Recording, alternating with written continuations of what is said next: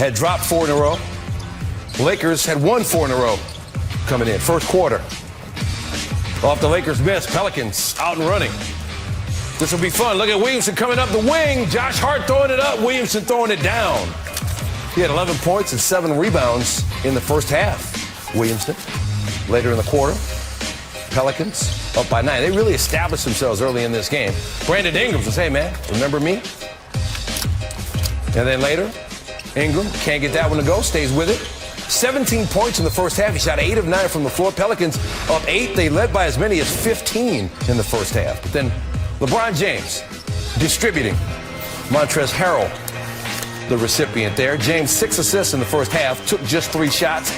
Let the game come to him. Playing that point guard, point forward position, whatever you want to call it. Anthony Davis got the mid-range game working.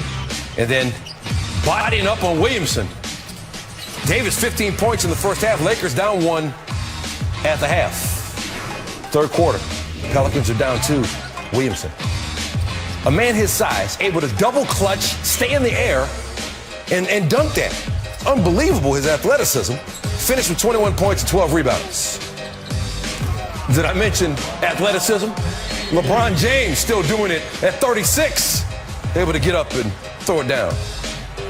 And then James sizing up the defense, sees the lane, and gets there. Lakers up 10 after 3.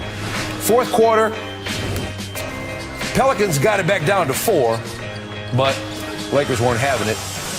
James to Harrell for the dunk, and then James to Kuzma for 3. 11 assists for LeBron James in this game. 5 minutes to play, Lakers up 17 and running away with it. James out there by himself on the perimeter. 21 points on just 11 shots as the Lakers run away with it. 112-95. They're 11-3.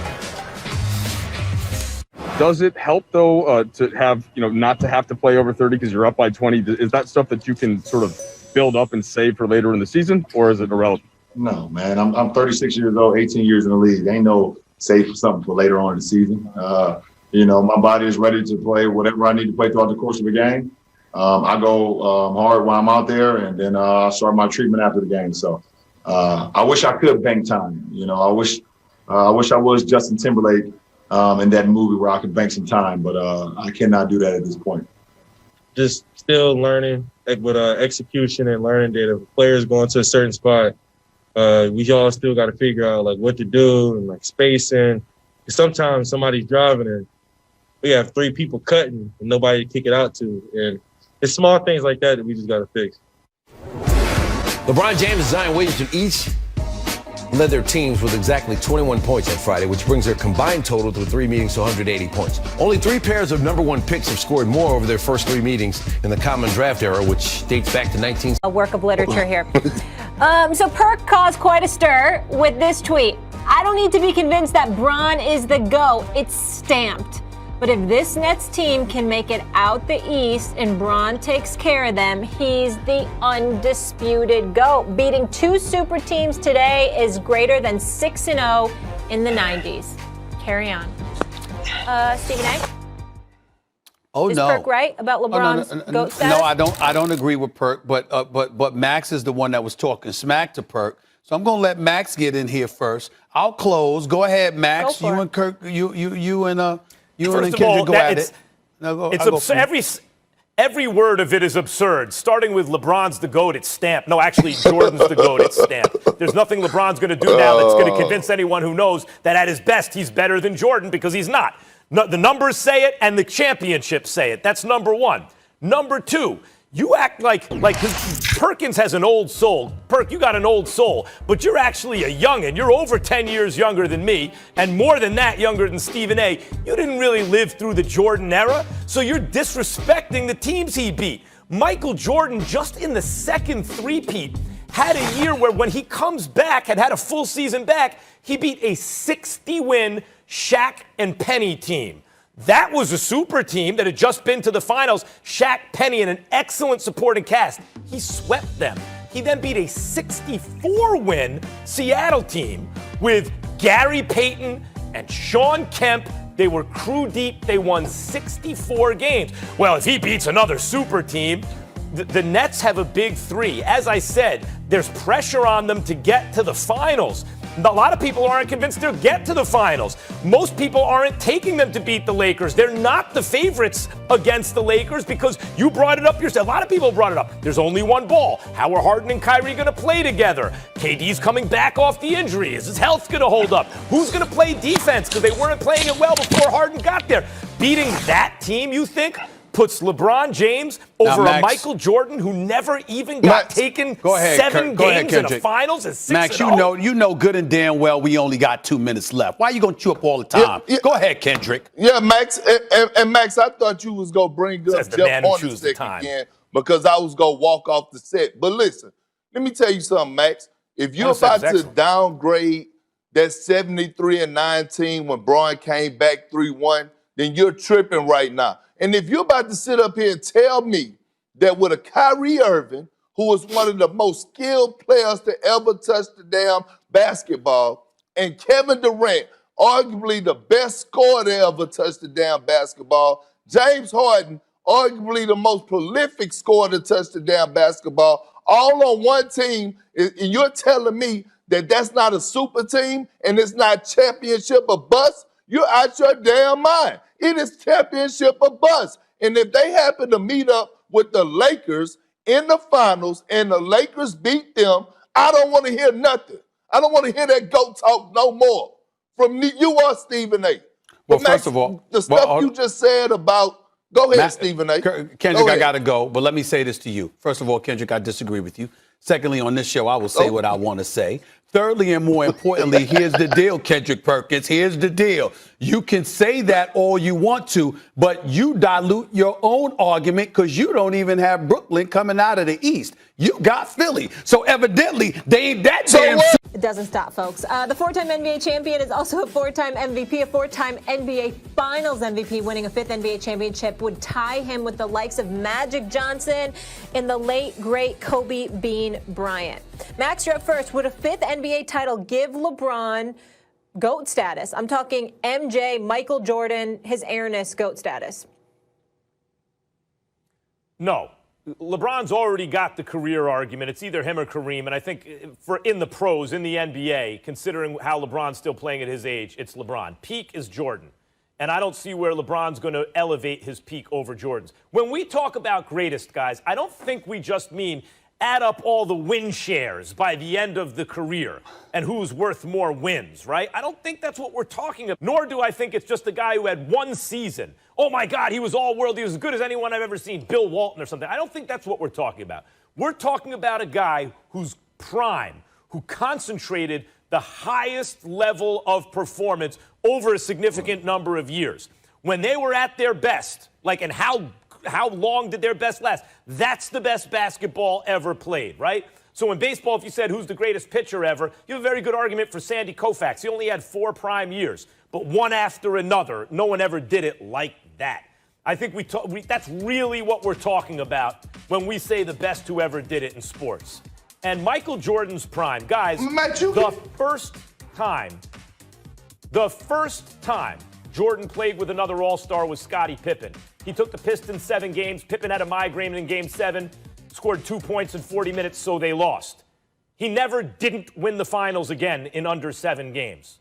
Understand? Every time you gave, here, Jordan, here's an All-Star. He won the finals in under 7 games and put up numbers the likes we've never seen, right? And was an all-world defender.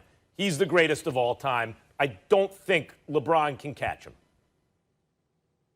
Well, Max, you just moving the goalposts for your narrative again. You can't just come up with that logic and say this is why he's the greatest of all time. Maybe LeBron James is still going. He's still at his best. Even at the age of 36, he's still at his best. And here's the problem that I have. When we talk about the game of basketball, last time I checked, the game of basketball was a team sport. This is not boxing. This is not golf. This is not tennis, where rings and championships define your legacy. Yeah, it helps your legacy, but it don't define your greatness. How about the individual accolades? Because you could be on a team that just don't have the pieces, and you could be doing more than your part, which LeBron James has been doing his entire career. And I didn't even want to get into this GOAT debate because I already know you two old haters. I know how y'all act. Oh, no, it's nothing that he could do, not a damn thing. I'm just waiting for you, Stephen A. I can't even see you today because I don't even have my monitor on. Matter of fact, I don't even want to see your face right now. But at the end of the day, I said this again. I said this Smiling before, ear to ear. and I'm going to say it again. I'm going to say it again. LeBron James and Michael Jordan are sitting at the same dinner table. Some people like to drink Ciroc. Others like to drink Hennessy. I'm a Hennessy type guy. I'm a Hennessy dude. That's fair enough. And listen, stop lying because you always love to see my face. Just stop lying. Stop lying, big boy. Stop lying. That's number one. Number two, you are absolutely right. There's nothing that's going to change my mind. To me, Michael Jordan is the greatest of all time, but him and LeBron James sitting at the same table. LeBron James is on the Mount Rushmore of basketball, one of the top 4 players in the history of basketball. There is no question about that. And listen, God forbid I don't say that LeBron is number 1. I mean, what the greatest insult in the planet, because some of the folks in this camp, that's how they treat it. Him number 2 instead of number 1. What blasphemy are you spewing? But I think it's something to be said about the road that you traveled to get there. I think that the things that LeBron had to endure before he ultimately got to that point psychologically, mentally, emotionally, I think there's something to be said for that. I'm thinking about the scoring championships of Michael Jordan, the NBA championships of Michael Jordan, the killer instinct that was Michael Jordan. All of those things come into consideration for me. And so when I look at LeBron, it's no disrespect whatsoever. I think he's the greatest in the game today.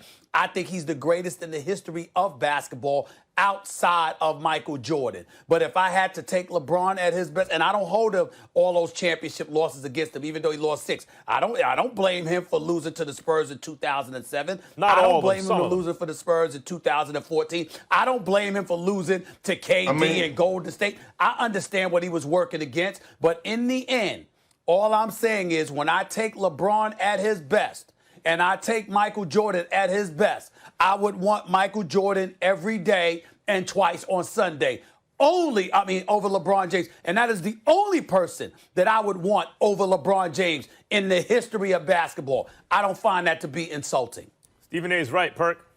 Braun had to go against more Hall of Famers, but carry on, you good. Go ahead, Max. You could talk about. You could talk. You can use that argument. I could use. Hold on, Max. I can use the culture of the game today compared to what it was in the 80s and stuff like that. The roughhouse tactics, the rules, how soft it's become over the years. I can bring that up. We can have that argument another time, KP. We can do that. You do not want to go to the Hall of Fame. You do not want. You don't want to go. I'm so sick of the competition argument. Because I'm telling you, you don't want to bring up John Hornacek and Thunder Dan again. And LeBron facing KD and Kawhi. We ain't gonna go there. You right. We ain't gonna go there. You right. I ain't gonna bring up Thunder Dan. You right. That's what I'm talking about. I'm talking about basketball in the 80s. I'm talking about basketball in the 80s. Don't act like you don't know. You know exactly what I'm talking about. There's a whole bunch of Kendrick Perkins with no softness, Cottonelle tissue rules. Forget about basketball in the 80s. On the defensive side of the ball. Don't start that. I can't. Please. You don't need to give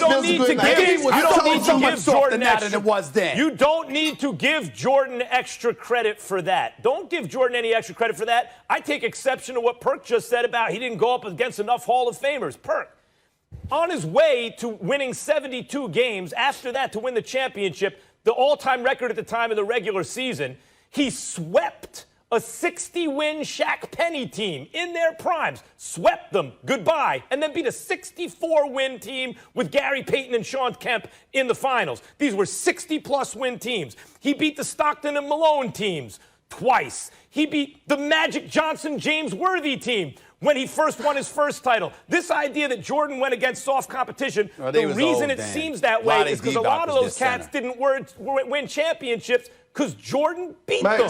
That's why they didn't win championships, because they had to play in the Jordan era.